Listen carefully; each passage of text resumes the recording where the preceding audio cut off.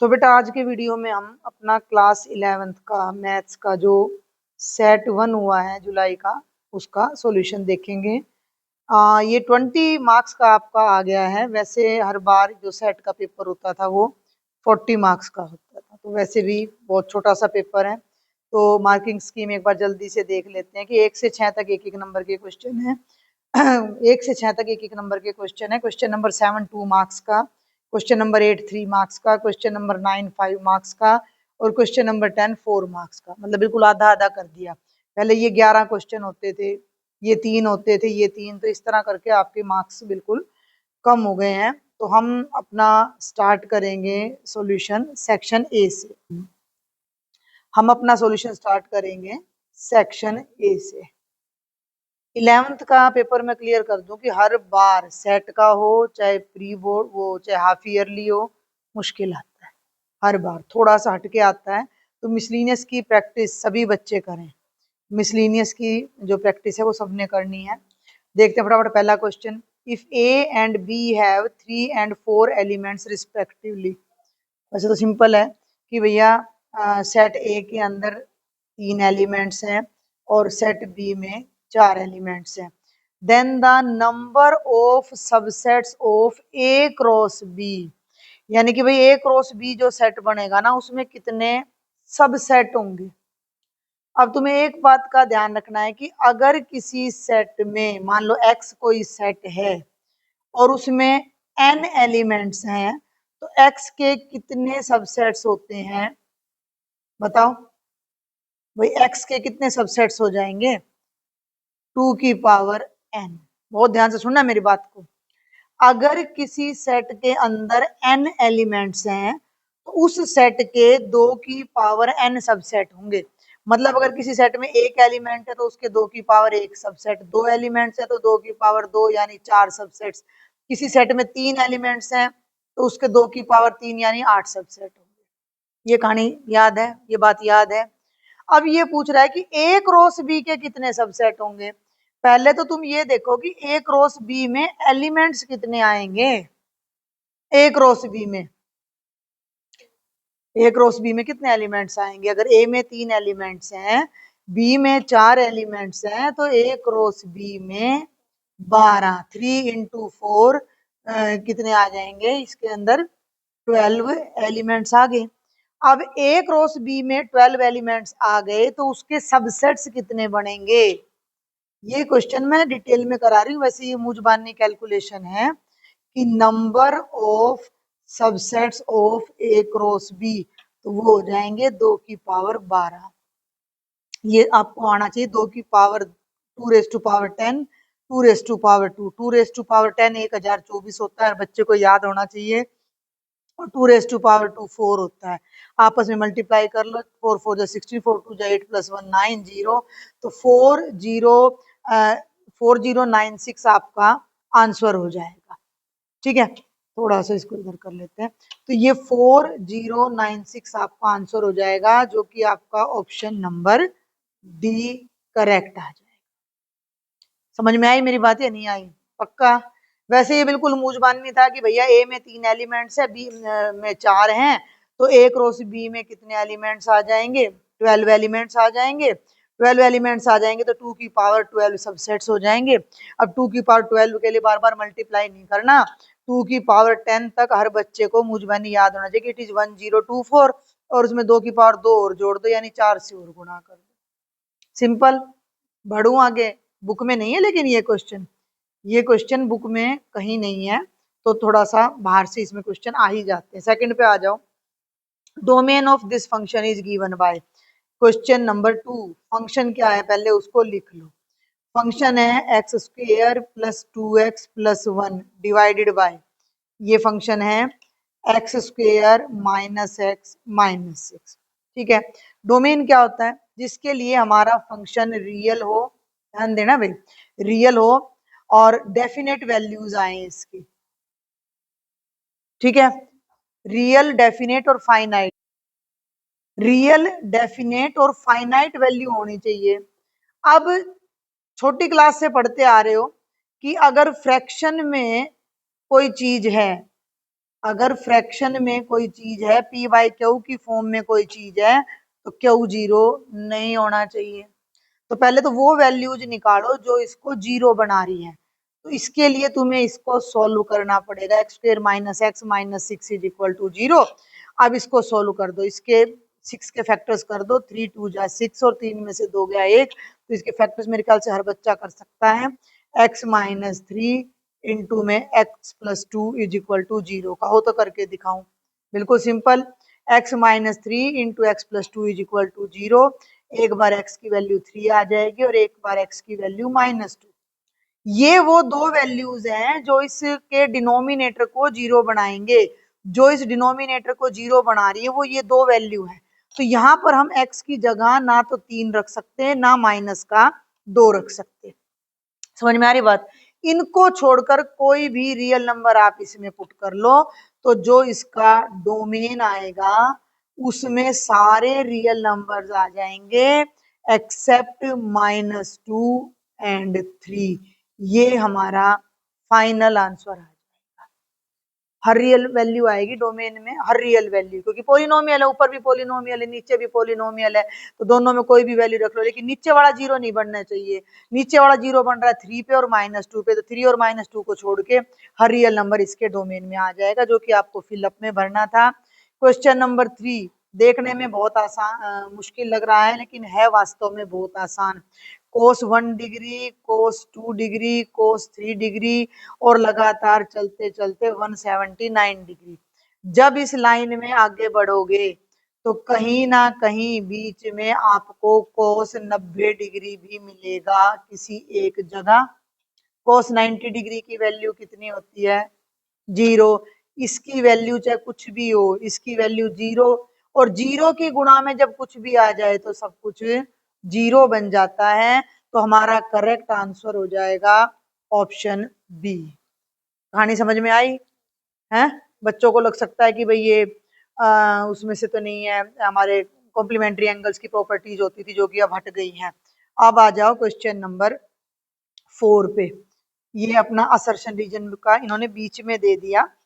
तो in this question statement वगैरह ये तो सिंपल है। ए का क्या मतलब है? देखो ए बी सी और B A B C D, then A is a subset of B, है या नहीं है? बिल्कुल है। सेट ए के अंदर है भाई। आ रही बात समझ में? ए बी सी है, बी के अंदर ए बी सी डी है, तो साफ तौर पे दिखाई दे रहा है कि ए के सारे एलिमेंट्स बी के अंदर आ रहे हैं, तो ए बी का सबसेट हो गया। तो ये ट्रू है, असर्शन ट्रू है। रीजन पे आ जाओ। If every element of A is also an element of B, then A is a subset of B। तो ये भी ट्रू है भाई। A का हर एलिमेंट अगर B के अंदर चला जाए तो A B का सबसेट होता है, ये भी ट्रू है। दोनों ट्रू हो गए। अब नीचे वाले नियम को यूज करके ही तो हमने बताया है कि A B का सबसेट है, तो ये नीचे वाला ऊपर वाले को डिफाइन भी कर रहा है। ठीक है, तो हम क्या लिखेंगे कि A is true, B is true and R is the correct explanation of A। ठीक है, तो कौन सा ऑप्शन ठीक हो जाएगा? A ठीक आ जाएगा। ये पहले वाला की both A and R are true and R is the correct explanation of A। अब आ जाओ अपना क्वेश्चन नंबर 5। क्वेश्चन नंबर 5 भी 1 मार्क का है। सॉल्व 4x प्लस नहीं है, 4x थोड़ा बड़ा कर लें। 4x minus two is less than equal to 6 and 9x plus 3 is greater than equal to minus 15। पहले इसको पकड़ लो। असली नियम क्या होता है, ध्यान देना है कि 4x minus two less than equal to 6 है, 2 हटाना है, माइनस में है, इधर भी 2 जोड़ दो और इधर भी 2 जोड़ दो, 2 से 2 कट गया। सिस्टमेटिक मेथड छोटी क्लासों में आ जाता है। Less than equal to 8। अब दोनों तरफ से 4 हटाना है, तो यहाँ भी 4 से डिवाइड कर दो और यहाँ भी, तो x is less than equal to 2 आ गया। पहला रिजल्ट तो ये आ गया। दूसरा देखो, इसमें दोनों तरफ 3 ऐड हो रहा है, तो यहाँ से 3 माइनस कर दो, इधर भी 3 माइनस कर दो और इधर भी -3। 3 से 3 कट गया, 15 और 3 15 और 3 18, दोनों तरफ 9 से डिवाइड कर दो, ये कट गया, 9 2 जा 18। x is greater than equal to -2। Solution का मतलब होता है कॉमन वैल्यू। तो बच्चे इसके लिए हम बना लेंगे एक अपनी नंबर लाइन, ठीक है।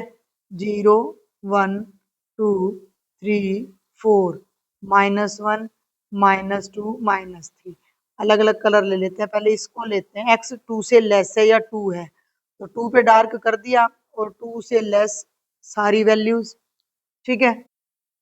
और अब दूसरा ले लो अपना, ठीक है। दूसरा क्या है, x is greater than equal to -2, तो -2 और ये -2 और -2 से बड़ी सारी वैल्यूज।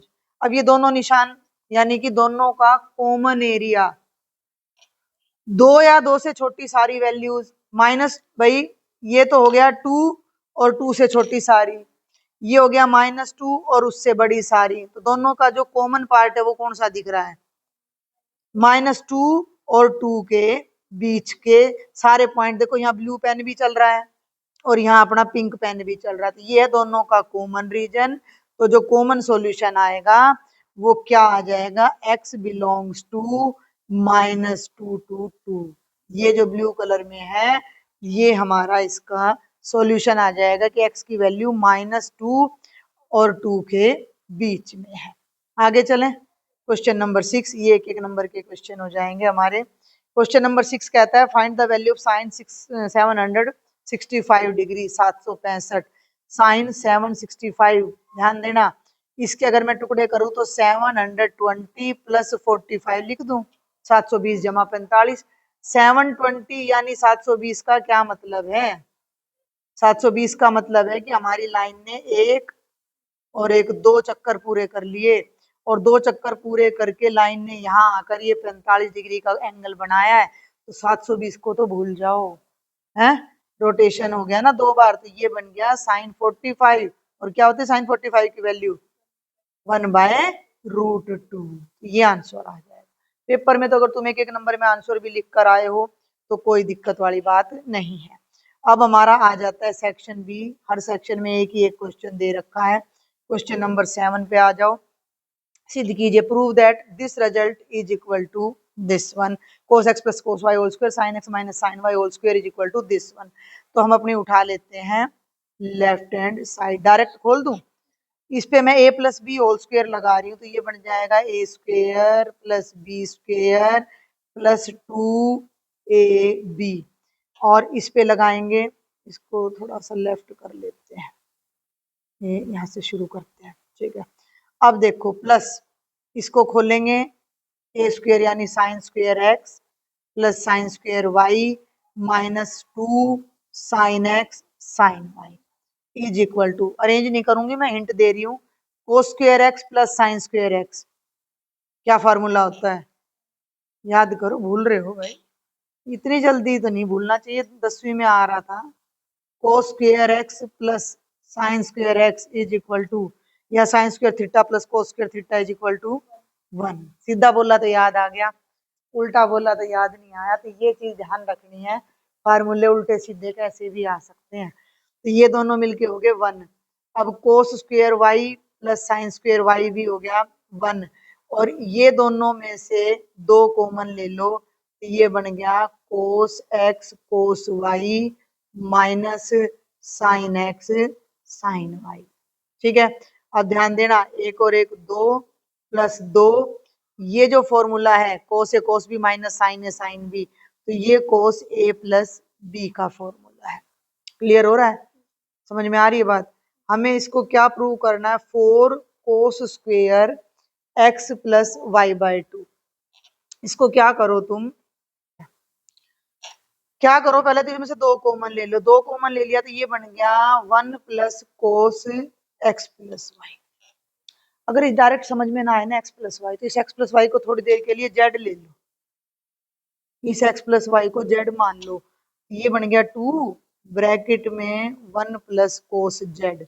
और अब तुम फॉर्मूला याद करो, मैंने तुम्हें करवा रखा है, 1 प्लस कोस एक्स होता है 2 कोस स्क्वेयर एक्स बाय 2। तो ये 2 तो यूं का यूं आ जाएगा बाहर, और इस पे फॉर्मूला लग जाएगा 2 कोस स्क्वेयर जेड बाय 2, 2 2 जा 4। और अब जेड की वैल्यू वापस रख दो एक्स प्लस वाई, ये हो जाएगा cos square x plus y by 2 और ये राइट हैंड साइड आ जाएगा। और ये तो मैंने तुम्हें समझाया है इसलिए इतना टाइम लग रहा है, अदरवाइज इतना टाइम लगता नहीं अगर प्रॉपर्टीज आपको अच्छे से लर्न है तो। ठीक है, आगे बढ़ूं। अब आ जाता है अपना सेक्शन सी। सेक्शन सी भी अपना ट्रिग्नोमेट्री में से ही इन्होंने ले रखा है। क्वेश्चन नंबर 8 थोड़ा ध्यान से करेंगे। ये डबल रूट है, देखो मैं बताऊं इस पेपर में भी अगर मैं करूं तो ये स्टेटमेंट कुछ इस तरीके से है, समझ रहे हो ना मेरी बात को। और ये अंदर वाला रूट भी ऐसे है डबल। क्लियर है, समझ में आ रही बात कि पहले लिखा मैंने 2 प्लस अंडर रूट के अंदर 2 प्लस 2 कोस 4x और पूरे पे एक बार और अंडर रूट, और इसको ये दिखाना है 2 कोस। अंदर से शुरू करते हैं, जब भी इस तरह का कोई क्वेश्चन आपको करना पड़े तो पहले इसको सोल्व करो। और ये दोनों क्वेश्चन एक जैसे दे दिए हैं, थोड़ा ध्यान दोगे तो ये बिल्कुल इसी तरह का पैटर्न है, 2 प्लस 2 कोस, 2 प्लस 2 कोस। ठीक है, बढ़ू आगे। तो बाहर वाला अंडर रूट लगाया, 2 लिया, प्लस अंदर वाला अंडर रूट लगाया और 2 कॉमन ले दिया। तो ये हमारा यहाँ पे जब 2 कॉमन ले दिया तो ये आ गया 1 प्लस यहाँ से भी 2 कॉमन आ गया तो ये बन गया बेटा कोस 4x। अंडर रूट के अंदर चल रहा है सारा काम, पक्का। चलू आगे। बाहर वाला अंडर रूट लगाया, यहाँ 2 आ गया, प्लस ये अंदर वाला अंडर रूट लिया, 2 ब्रैकेट। अब इसको ध्यान कर लो, 1 प्लस कोस 2 थीटा का फॉर्मूला होता है 2 कोस स्क्वेयर थीटा। अगर यहाँ 2 थीटा है तो यहाँ थीटा आएगा, अगर यहाँ थीटा होता तो फॉर्मूले में थीटा बाय 2 आ जाता, लेकिन हमारे पास अब यहाँ 4 थीटा है तो फॉर्मूले में 2 थीटा, तो ये हाफ एंगल फॉर्मूला है। तो ये हो जाएगा 2 कोस स्क्वेयर 2x। कोई दिक्कत यहाँ तक? आगे बढ़ू, इन दोनों को आपस में मल्टीप्लाई कर दो अंडर रूट के अंदर ही। तो एक बड़ा अंडर रूट तो मैंने बाहर ले लिया, ठीक है, समझ भी आ रहा है कि नहीं। तो बाहर 2 आ गया, प्लस जब इन दोनों को मल्टीप्लाई करोगे तो 2 दूनी 4 कोस स्क्वेयर 2x। इसका अंडर रूट खोल दो, अकेली टर्म होगी। जब तक अंडर रूट के अंदर एक अकेली टर्म ना आ जाए या एक होल स्क्वायर ना आ जाए, मेरी बात को ध्यान से सुनना, अंडर रूट के अंदर अगर पूरी ब्रैकेट पे वर्ग है तो काट सकते हो, या अंडर रूट के अंदर केवल एक सिंगल टर्म है तो अंडर रूट सोल्व कर सकते हो, वरना अंडर रूट सोल्व मत करना। तो अब ये अंदर वाला अंडर रूट हम खोल लेंगे, बाहर अंडर रूट लगाया, इस 2 को तो एज इट इज लिखा, प्लस ध्यान देना इसकी बात कर रही हूं, जब इसका अंडर रूट खोलोगे तो 4 का तो 2 हो जाएगा और इसका कोस 2x, 2 कोस 2x। फिर एक अंडर रूट रह गया, फिर एक अकेला अंडर रूट रह गया, इसी अंडर रूट के अंदर ही 2 को कॉमन लिया तो ये बन गया 1 प्लस कोस 2x। और बेटा ये 1 प्लस कोस 2x की आइडेंटिटी मैंने यहाँ तुम्हें दे रखी है, 2 कोस स्क्वायर x आ जाएगा। तो ये हमारा बन जाएगा इज इक्वल टू 2 तो बाहर और ब्रैकेट के अंदर आ जाएगा 2 कोस स्क्वायर एक्स, पूरे का कर दो अंडर रूट, पहले मल्टीप्लाई कर लो, 4 कोस स्क्वायर एक्स का अंडर रूट करोगे तो 2 कोस स्क्वायर का अंडर रूट कोस एक्स। और ये हमारी आ गई राइट हैंड साइड। यहाँ से हमने शुरू किया था लेफ्ट हैंड साइड से, तो left hand side is equal to right hand side. कोई डाउट हो इसमें? क्वेश्चन बिल्कुल मुश्किल नहीं था, बस यूं था कि थोड़ा अलग आपको लग सकता है कि भैया ये क्या दे दिया। अब आ जाओ, 2 क्वेश्चन और रह गए हमारे सेक्शन डी पे। Question number 9, read the following. कुछ नहीं है, ये बस पैसेज बना दिया, केस स्टडी करके दे दिया इन्होंने, वरना कुछ नहीं है इसमें। तो देखो भाई, read the following passage and answer the questions given below. ठीक है, कंसीडर 2 कॉम्प्लेक्स नंबर्स। ये पहला कॉम्प्लेक्स नंबर है Z1 1 प्लस आयोटा, ठीक है, 1 प्लस आयोटा ये ना ये, और ये अपना दूसरा कॉम्प्लेक्स नंबर है Z2। Find the values of, इन चारों की आपने वैल्यू निकालनी है। पहले लिख लेते हैं Z1 है 1 प्लस आयोटा और Z2 है टू माइनस आयोटा। पहला पार्ट देखें, Z1 की पावर -2, Z1 की पावर -2 ये दे रखा है। तो Z1 हो गया 1 प्लस आयोटा की पावर -2। इसको ले आओ डिनोमिनेटर में, पावर पॉजिटिव करके ही खोलते हैं। 1 प्लस आयोटा स्क्वेयर। अब नीचे खोलना है, a square plus b square plus 2ab। Iota square -1 हो गया, 1 -1 प्लस 2 आयोटा, ये कट गया। ये आ गया 1/2 आयोटा। आयोटा से गुणा कर दो, आयोटा से भाग कर दो, तो ऊपर तो आ गया आयोटा और नीचे आ गया 2 iota square. Iota by -2, iota square -1, ये सारी बातें तो लिख ही सकते हो। तो अब इसको तुम लिख सकते हो 0 -1/2 आयोटा, अगर स्टैंडर्ड फॉर्म में भी कन्वर्ट करना हो। ठीक है, ऐसा करके आए थे भाई। पावर अगर -2 है तो पहले तो प्लस में बदलनी पड़ेगी पावर। पावर को नीचे से अपना ऊपर से नीचे लेके आओ, फिर इस पावर को a plus B whole square से खोलना है। a plus B whole square से खोलने के बाद नीचे आयोटा रह गया, इसलिए इसको आयोटा से मल्टीप्लाई और डिवाइड करना है और फिर सॉल्व करना है। अब आ जाओ इसके सेकंड पार्ट पे। ये थोड़ा क्या है कि दिमाग के क्वेश्चन है, दिमाग लगा रखा है। Z2 बाय Z1, बाय में मैंने बता दिया था कॉम्प्लेक्स नंबर नहीं होना चाहिए। तो Z2 2 माइनस आयोटा, बाय में Z1 1 प्लस आयोटा। अब इसको सोल्व करने के लिए एक तरह का, जैसे रैशनलाइजेशन में करते थे, कुछ कुछ वैसे ही 1 माइनस आयोटा से गुणा, 1 माइनस आयोटा से भाग। न्यूमरेटर में मल्टीप्लाई करो, मैं हिंट दे दूं, 2 को 1 से करेंगे, 2 को आयोटा से, फिर -1 को और माइनस। क्लियर है? तो 2 बन जा 2 -2 आयोटा माइनस आयोटा और प्लस आयोटा स्क्वेयर, और नीचे जो आइडेंटिटी लगेगी वो ए स्क्वेयर माइनस बी स्क्वेयर की लग जाएगी। तो 1 स्क्वेयर माइनस आयोटा स्क्वेयर। अब ध्यान दो, ये आयोटा स्क्वेयर -1 है, मैं बार बार बोल रही हूँ। ये आयोटा स्क्वेयर -1 है, तो 2 में से 1 गया, 1 आ जाएगा, और इन दोनों को मिलाओगे तो माइनस का 3 आयोटा। 1 का स्क्वेयर 1, आयोटा स्क्वेयर -1 होता है +1। ये हो गया 1 -3 आयोटा बाय 2। स्टैंडर्ड फॉर्म में कन्वर्ट कर दो, कॉम्प्लेक्स का यही मेन निचोड़ है। ये इसकी वैल्यू आ गई। ये हमारा सेकंड पार्ट का आंसर। उसने कहीं नहीं बोला कि a प्लस बी आयोटा में लिखो, लेकिन उसने कहा सॉल्व करो, इनकी वैल्यू फाइंड करो, तो हमने कर दी। अब आ जाओ इसके तीसरे पार्ट पे। ये है 2Z1 और प्लस Z2 और पूरे की पावर 3। ठीक है, तो ये तो Z1 है, इसके साथ 2 लगाओगे तो 2 प्लस 2 आयोटा, डायरेक्ट कर रही हूँ मैं, 2Z1, और ये Z2 की वैल्यू रख दो, +2 माइनस आयोटा और पूरे का क्यूब। 2 और 2 4, और 2 आयोटा में से आयोटा गया, प्लस आयोटा क्यूब। आइडेंटिटी कौन सी लगाओगे? नहीं भाई, अरे डायरेक्ट लगा दो ना, a plus B cube, a cube plus B cube 3a square B और प्लस 3ab स्क्वेयर। क्लियर हो रहा है? चलूं आगे है? ये हो गया 4 cube plus iota cube 3 bracket में 4 का स्क्वेयर गुणा आयोटा, और 3 4 ब्रैकेट में आयोटा का स्क्वेयर, 4 का क्यूब 4 4 जा 16, 4 जा 64। आयोटा क्यूब की वैल्यू पता है क्या?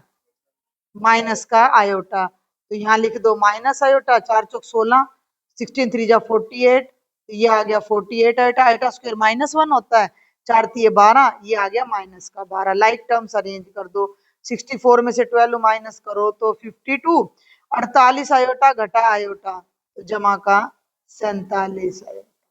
ये आंसर आ जाएगा। क्लियर हो गया? आगे चलें, इसके आ जाओ अब तुम फोर्थ पार्ट पे। Reciprocal of this number Z1 minus Z2, पहले तो निकाल दो Z1 माइनस Z2, फिर रेसिप्रोकल पे आएंगे। Z1 माइनस Z2, Z1 है 1 प्लस आयोटा, Z2 है 2 माइनस आयोटा, 1 प्लस आयोटा -2 और प्लस आयोटा, ये बनेगा -1 प्लस 2 आयोटा। ठीक चल रहा है? -1। अब इसका ले लो रेसिप्रोकल। रेसिप्रोकल माने 1 बाय में, वेरी गुड। इसका रेसिप्रोकल हो जाएगा 1 बाय Z1 माइनस Z2। अब बाय में अगर कॉम्प्लेक्स नंबर आ गया तो उसको तो सॉल्व करना पड़ेगा। तो -1 + 2 आयोटा है, -1 - 2 आयोटा से मल्टीप्लाई कर दो और -1 - 2 आयोटा से भाग कर दो। ऊपर वाले की ऊपर वाले से गुणा कर दो, इसकी तो 1 से करोगे तो -1 - 2 आयोटा। नीचे हमेशा जब भी ऐसा करना हो तो a + b, a - b की आइडेंटिटी लगती है, तो ये आ जाएगा -1 का स्क्वायर और माइनस में 2 आयोटा का स्क्वायर, -1 - 2 आयोटा, -1 का स्क्वायर +1 और ये आ जाएगा 4 आयोटा स्क्वायर। आयोटा स्क्वायर फिर से -1, -1 - 2 आयोटा 1, ये प्लस का 4 हो जाएगा। 1 + 4 कितना होता है? 5 होता है, तो ये बन जाएगा -1/5 और -2/5 आयोटा। सिंपल, आ गया समझ में? केस बेस्ड ये कर रखा है इन्होंने, मैंने सोचा वो कर रखा है, ये है केस बेस्ड। तो केस बेस्ड तो क्या है, ये तो सिंपल सा ही क्वेश्चन है हमारा। तो अब बस ये लास्ट क्वेश्चन है अपना, बहुत ही छोटा सा पेपर था वैसे तो, थोड़ा सा इसको ध्यान से समझेंगे। ये पुरानी बुक में होता था ये वाला क्वेश्चन। पहले देखेंगे क्या स्टेटमेंट है। How many litres of water, कितना पानी, हिंदी दे रखी है नीचे, will have to be added to 1125 liters of 45% solution of acid so that resulting mixture will contains greater than 25 but less than 30% of acid content। देखो पानी है, simple सी मतलब logic समझना है कि पानी है और पानी में कुछ स्मेल है, या पानी में हमने फिनाइल डाल दी, पोछा लगाने के लिए लाइजोल या फिनाइल डाल दी। 1125 लीटर पानी के अंदर 45% एसिड है, फिनाइल 45%। मेरी बात समझ में आ रही है? 1125 1125 लीटर वाटर है और उस वाटर में इतना फिनाइल मिला हुआ है जिसे हमें कम करना है, तो पानी मिलाना पड़ेगा, एसिड तो मिला नहीं सकते। तो ये कह रहा है कि इसके अंदर कितना पानी मिला, इसके अंदर कितना पानी मिला दें कि जो ये एसिड की क्वांटिटी है वो 25 से और 30 के बीच में रह जाए।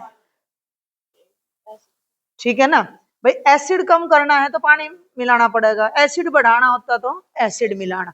तो क्वेश्चन क्या है कि how many litre of water इसमें ऐड किया जाए। तो क्या लिखेंगे कि लेट वाटर एडेड, पहले तो लिख लो टोटल वाटर कितना 1125 लीटर और amount of acid, amount of acid है 45% ऑफ सॉल्यूशन। ये वो सॉल्यूशन नहीं है मैथ का, सॉल्यूशन माने घोल, जो चीज को घोल देते हैं किसी चीज को, तो पानी में एसिड घोल दिया तो उस जितना मतलब कहने का क्या है मतलब कि 45% गुणा 1125, अगर उसकी अमाउंट निकालने हो कि एसिड कितना है तो परसेंट हटा के बटे में 100 लग जाएगा, तो इतने लीटर इसके अंदर एसिड मिला हुआ है। तो अब हमें कितना पानी मिलाना है कि let x litre of water is added. तो न्यू सॉल्यूशन जो बनेगा वो कितना, न्यू सॉल्यूशन लगा लो, न्यू सॉल्यूशन हो जाएगा 1125 प्लस x लीटर। यहाँ तक कोई बात समझ में ना आई तो बताओ। तो सिंपल सी बात है, हम घर में पोछा लगाती हैं मम्मियाँ तो पानी के अंदर फिनाइल या लाइजोल डालती हैं, तो वो एक सॉल्यूशन बन गया, मिक्सचर बन गया। नमक भी डाल लेते, नींबू कुछ भी डाल लिया, फिनाइल डल गई ज्यादा, घनी बदबू आ रही है तो भाई कम करनी है तो पानी मिलाना पड़ेगा। अगर कितना पानी मिलाओगे, जो 45% डल रहा था वो 25 या 30 पे रह जा, 25 से 30 के बीच में। ये कहानी है। कौन से चैप्टर से है ये क्वेश्चन? हाँ, ये पता होना चाहिए, लीनियर इनइक्वालिटी से। पुराने मैथ्स में ये क्वेश्चन आपको मिल भी जाएंगे क्योंकि काफी सिलेबस शायद आपका रिड्यूस हो गया, मिसलिनियस भी नहीं है ना, ये मिसलिनियस में है। अच्छा अच्छा ठीक है, मैंने ध्यान नहीं दिया, मिसलिनियस में होगा तो देखना जरूर है। तो अब मेरी बात सुनो, इसका 25% निकाल लो और इसी का 30% निकाल लो और दोनों के बीच में x की वैल्यू इनको हमने रखना है। तो कैसे करेंगे? तो देखो अब इसके दो तरीके हैं, या तो हम डायरेक्ट इसकी एक इनइक्वालिटी बना लें, है। डायरेक्ट इनइक्वालिटी क्या बना ले कि पूरे सॉल्यूशन का 25 से 30% बीच में रहना चाहिए। तो डायरेक्ट कैसे बनेगी कि 25 से ज्यादा होना चाहिए हमारा सॉल्यूशन। तो 25% ऑफ नया 1125 जमा x is less than equal to 45% of 1125 is less than equal to 30% of 1125 जमा x। इसको थोड़ा सा इधर कर देते हैं। Of 1125 plus x। भाई नए वाले मिक्सचर में कहानी समझ आ गई ना। नए वाले मिक्सचर का 30% और नए वाले मिक्सचर का 25% के बीच में इसको लाना है हमने। जो ये अमाउंट है, ये अमाउंट इन दोनों के बीच में आनी चाहिए। 25 से ज्यादा हो और 30 से कम हो। इसको उठा के सोल्व कर दो। 25 इंटू 1125 प्लस एक्स, यहाँ ब्रैकेट लगा देना नहीं तो गलती हो जाएगी। परसेंटेज के लिए 100। वैसे तो ना मैं परसेंटेज डायरेक्ट हटा सकती हूँ क्योंकि 100 तीनों में आना है तो तीनों तरफ से 100 हट जाएगा, लेकिन हम लॉजिक के साथ चलेंगे, गड़बड़ नहीं करेंगे। तो less than equal to 30/100 bracket में 1125 प्लस एक्स। 100 तीनों में से हट जाएगा। काट के दिखाना हो काट के दिखा दो, ना काट के दिखाना हो तो आप अपना इसको डायरेक्ट भी कर सकते हो। ठीक है, तो इसको सोल्व करेंगे तो 100 तो हट ही गया। 100 हट गया तो पहले तो इन दोनों को ले लो और फिर इन दोनों इनइक्वालिटीज को ले लो। दो पार्ट्स में करेंगे। ये आ गया 25 into 1125 plus x is less than equal to 45 into 1125। 25 को इधर ले आओ। 1125 जमा x less than equal to 45। 1125 बटे 25। 25 चौका 100 और 25 पंजे 125। ठीक है, समझ में आ गया। 1125 जमा x less than equal to 45 into 45। 45 का स्क्वायर शायद 20-25 पापा 25। हाँ 20-25 की शॉर्ट ट्रिक भी है। क्या है शॉर्ट ट्रिक? इस 4 को इसके सक्सेसर से गुणा कर दो 5 से। 5 मतलब ये एक शॉर्ट ट्रिक है। देखो मैं तुम्हें बताऊं तो मान लो मैंने 35 का स्क्वायर करना है तो पीछे का तो लगा दो 25 और 3 को 4 से गुणा कर दो 1225। मान लो मैंने 45 का स्क्वायर करना है तो 5 का स्क्वायर करके 25 लगा दो और 4 को 5 से गुणा कर दो 20-25। मान लो मैंने 55 का स्क्वायर करना है तो 5 का तो कर दो 25 और अगले वाले 5 को 6 से कर दो 5 छिक्का 30। मतलब इस इकाई वाले स्थान का वंस प्लेस का तो स्क्वायर कर दो, टेंस प्लेस से अगला नंबर लेके उससे मल्टी। मान लो 75 का स्क्वायर करना है तो 7 8 56 25 मुझ बार नहीं आ गया। ठीक है ना, तो ये आ गया तुम्हारा 20-25। x is less than equal to 20-25 minus 11-25। घटा दो 0 0 और भैया 10 में से 1 गया 9। x is less than equal to 900। और अब इसका ये दूसरा पार्ट ले लो। 45 गुणा 1125 और ये 30 इधर आ जाएगा, पहले ही कर देती हूँ मैं। Is less than equal to 1125 जमा एक्स। क्या किया मैंने, समझ आ गया ना। मैंने इन दोनों को लिया और ये 30 को इसके डिनोमिनेटर में ला दिया पहले ही। तो काट दो, ये बीच का गायब कर दो, थोड़ा सफाई से कट जाएगा। 5 × 45, 5 छिक्के 30, 3 दूनी 6 और 3 तिया 9। और तो नहीं कटेगा। 3 पंजे 15, 3 दूनी 4 1 7, 3375 बटे 2 और घटा में 1125 बटे 1 less than equal to x. दो एलसीएम ले लो। 3 3 7 5, 2 पंजे 10, 2 एकम 2, 2 एकम। इसको सोल्व कर दो तो ये घटाएंगे तो देखो 5 7 में से 5 गए 2, 3 में से 2 गए 1, 3 में से 2 गए 1125 बटे 2। ठीक है, इसको कर दो 2 5 10, 2 छिक्के 12, 2 दूनी 4, 2 5 10 is less than equal to x. कहानी समझ में आई कि एक्स की वैल्यू इससे तो बड़ी होनी चाहिए और इससे छोटी, तो दोनों की समरी करके लिख दो। 562.5 से बड़ा है एक्स और 900 से लेस है। यानी हम अगर कम से कम 562.5 लीटर पानी मिलाएं और ज्यादा से ज्यादा 900 लीटर पानी मिलाएंगे तो जो हमारा सॉल्यूशन में जो एसिड है वो 25 से 30 के बीच रह जाएगा। तो ये कंप्लीट सॉल्यूशन था। जो बच्चे वीडियो देख रहे हैं उनको भी मैं कहना चाहूंगी कि वे वीडियो अगर अच्छी लगे तो ज्यादा से ज्यादा बच्चों को शेयर करें और चैनल सब्सक्राइब करना ना भूलें। Thank you.